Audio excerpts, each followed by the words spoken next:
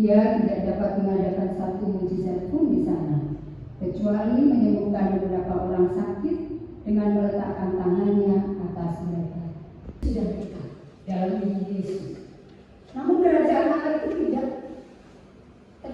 Namun kerajaan Allah itu, gitu ya, dapat saja ditolak karena alasan-alasan manusiawi, seperti yang dilakukan oleh orang-orang Nazaret pada waktu itu. Sudah dekat, tapi punya peluang, punya potensi untuk ditolak oleh orang-orang Nazaret dan juga oleh kita pada saat ini. Karena ada iri hati, ada persaingan. Bahkan di antara mereka orang-orang yang sama sederhana, sama-sama orang kecil, ada penolakan karena latar belakang, karena asal usul, bahkan dipandang rendah, gitu ya, dipandang miskin, dipandang tidak berguna, diremehkan, dan alasan lain tentang penolakan itu bisa saja dan mungkin terjadi. Mereka tahu bahwa Yesus itu adalah anak Yusuf. Mereka juga tahu profesi Yesus sebagai tukang kayu, dan dalam pandangan mereka Yesus itu penuh dengan banyak kekurangan. Padahal kalau kita kembali di dalam kehidupan kita, gitu ya, kekurangan yang kita punya itu juga bisa menjadi kekuatan. Kalau kita punya banyak kekurangan atau punya kekurangan, biasanya kita lakukan apa? Bapak besar atau pada pertolongan iman. Di situ terletak kekuatannya. Tapi kalau bisa apa lagi Bapak? Lukisan tangan sedang berdoa, itu ya ada ya. Dulu di rumah Bapak Ibu saya itu ada ya, tangan yang sedang berdoa. Coba ingat-ingat Bapak Ibu di rumahnya ada lukisan apa lagi? Yesus naik ke surga. Bu Bambang di rumah ada lukisan apa Bu? Perjamuan kudus ada, itu wajib gitu ya kayaknya ya di rumah-rumah kita sebagai orang yang Kristen begitu. Bapak Ibu, ada yang rumahnya ada lukisan Yesus mengetuk pintu. Ada nggak? Belum ada ya, tapi pernah lihat ya gambar itu ya, pernah lihat ya. Nah mudah-mudahan setelah ibadah hari ini ada yang tergerak untuk membeli gitu ya. Lukisan Yesus mengetuk pintu. Ini handle atau pegangan pintu luarnya.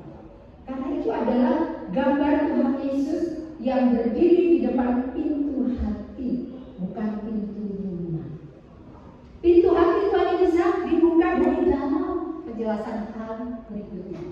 Sehingga tidak ada handle-nya dari pintu bagian luar. Bapak Ibu dan Saudara, dalam kemahakuasaannya, Tuhan Yesus itu tidak pernah memaksa kok untuk seseorang percaya kepadanya. Dia tidak pernah kok menggunakan kuasanya untuk memaksa kita, umatnya, supaya kita segera bertobat dari dosa-dosa kita. Tuhan Yesus itu mau setiap kita menggunakan kehendak bebas yang kita miliki untuk apa Bapak Ibu? Untuk menerima Dia. Dan pilihan ini harus muncul dari suara hati kita sendiri yang tentu sudah dicerahkan oleh Roh Kudus.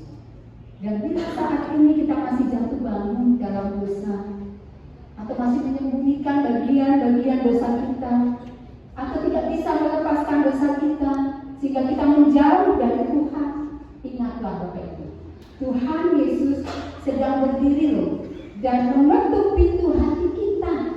Dia tetap menunggu sampai kita mau membuka pintu hati kita dari dalam untuk menerima Dia. Itu Yesus itu seperti apa? Nah, kalau kita mau belajar lebih lagi, itu baik Bapak Ibu. Tapi ada banyak orang yang memilih untuk kecewa dan pada akhirnya meninggalkan Yesus. Atau bahkan kemudian bisa melampiaskan kemarahannya kepada Yesus. Kenapa? Aku kok ya susah? Kenapa kok aku ya sengsara? Kenapa kok hidup ini terasa berat? Kenapa kok hidupku itu tidak seperti orang lain sih? Yang diberkati luar biasa. Dan karena sekarang kita menjadi pihak yang berlawanan dengan Yesus, pada akhirnya hidup kita akan makin terpuruk. Hidup kita malah bisa menjadi lebih hancur. Tidak menerima, tetapi menolak Yesus. Tidak menjadi kawan atau sahabat Yesus, malah menjadi lawannya Tuhan Yesus. Oleh karena itu, Bapak Ibu dan Saudara, ada baiknya kita memilih menerima Yesus tidak hanya sekedar tahu, tidak hanya sekedar ikut-ikutan, Tidak karena sudah dari keturunan, dari simba-simba, bapak saya dan anak saya. Lalu kita menerima Yesus dan ikut Yesus. Tapi bagaimana kita betul-betul menundukkan diri di hadapan Yesus dan mengenali Dia. Kita ini Bapak Ibu sudah lumayan, ya. Ada kitab Injil, ada surat-surat di Alkitab kita. Ada bagian cerita-cerita tentang Yesus, ada ajaran-ajaran Yesus yang sudah dituliskan. Jadi kita bisa belajar. Nah, pada saat orang-orang waktu itu Bapak Ibu seperti apa? Pengajaran apa enggak ada? Tidak ada yang mereka tahu. Jadi mereka itu betul-betul dari nol. Kita pernah mengatakan, saya pun tidak mengenalnya. Yang disebut dianya itu adalah Yesus. Saya pun tidak mengenalnya. Jadi awalnya Yohanes Pembaptis itu gak ngerti siapa Yesus. Saya pun tidak mengenalnya. Tapi Bapak Ibu, Yohanes Pembaptis nggak diam saja. Dia terus berusaha berupaya untuk mencari tahu siapa Mesias itu. Sampai pada akhirnya dia mendapatkan tanda dari Mesias itu. Dan dia menghidupinya, dia mengenalnya. Oh, ini toh Mesias. Oh, ini toh anak Allah. Oh, ini toh Yesus yang dijanjikan Allah itu. Dan pada akhirnya Yohanes Pembaptis bisa mengenal siapa Yesus. Iman itu yang pertama, baca dan dengarkan firman Tuhan. Tapi pertanyaannya mau apa enggak? Dia mau enggak? Kalau kita katakan firman Tuhan tidak lagi sesuai dengan kehidupan sekarang, ya kita tidak akan membacanya. Ya, baca dan dengarkanlah firman Tuhan. Lalu yang kedua, baca dulu. Baru setelah itu kita tahu yang tertuang dalam firman Tuhan.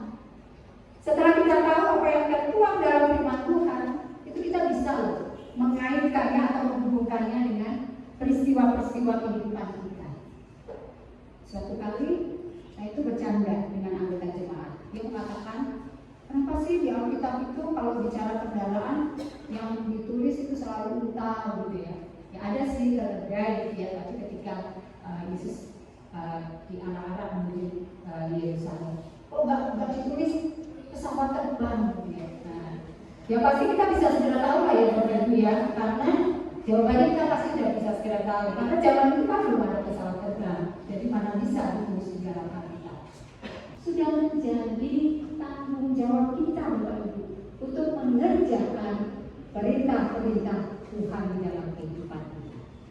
Kita tahu isinya, tapi kita enggan mempraktekannya, ya sama seperti mereka yang tidak pernah membacanya, tidak pernah membaca firman Tuhan. Bapak Ibu dan Saudara, tahu memunculkan rasa kagum. Tapi kalau kita mengenal, itu bisa menumbuhkan rasa cinta. Pasangan suami istri bisa gagal membangun kehidupan bersama kalau sebatas tahu kalau dia cantik, tahu kalau dia gagah, gitu ya, tahu kalau dia ngomong itu menyenangkan, tahu kalau ngobrol itu ya nyambung, tapi kita nggak kenal hatinya, tidak kenal hatinya seperti apa, kerinduan terdalamnya itu seperti apa, kebutuhannya itu apa, ini diperlakukannya seperti apa, nggak kenal Bapak Ibu. Jadi begitu yang muncul adalah perbedaan-perbedaan, yang ada adalah jengkel dan jengkel. Nggak cinta, ya, cuma kagum karena cantik, karena gagah. Ya begitu cantiknya hilang, kagumnya juga hilang. Begitu gagahnya berganti sakit, gitu ya, ya kagumnya juga hilang sekarang juga sakitnya. Dan jauh lebih tepat kepada mereka. Demikian juga kepada Kristus. Kalau kita baru tahu, ya, tahu tentang Kristus, mungkin kita kagum. Wah, luar biasa Tuhan Yesus Kristus, gitu ya. terpujilah namanya. Tapi kalau kita mengenali dengan sungguh-sungguh, kita mencintainya. Dan tanda cinta itu adalah kita mau melakukan karya yang Tuhan Yesus mau lakukan. Oleh karena itu Bapak Ibu dan Saudara, kiranya pengenalan kita kepada Yesus dari waktu ke waktu semakin dalam, memberikan kita suatu pilihan juga yang benar. Jadi kita tergerak untuk apa Bapak Ibu? Memilih menerima Injil, menerima Yesus, dan tetap setia pada Yesus sampai akhir hidup kita. Tidak menolaknya seperti orang-orang Nazaret yang baru sebatas tahu dia merasa sudah sangat kenal sehingga menemukan banyak kekurangan pada Yesus dan memutuskan untuk menolak Injil yang dibawa oleh Yesus. Mari kita memilih yang benar seperti tema kita pada pagi hari ini. Pilihlah menerima Yesus, menerima Injil, dan setialah kepadanya sampai akhir hidup kita. Amin.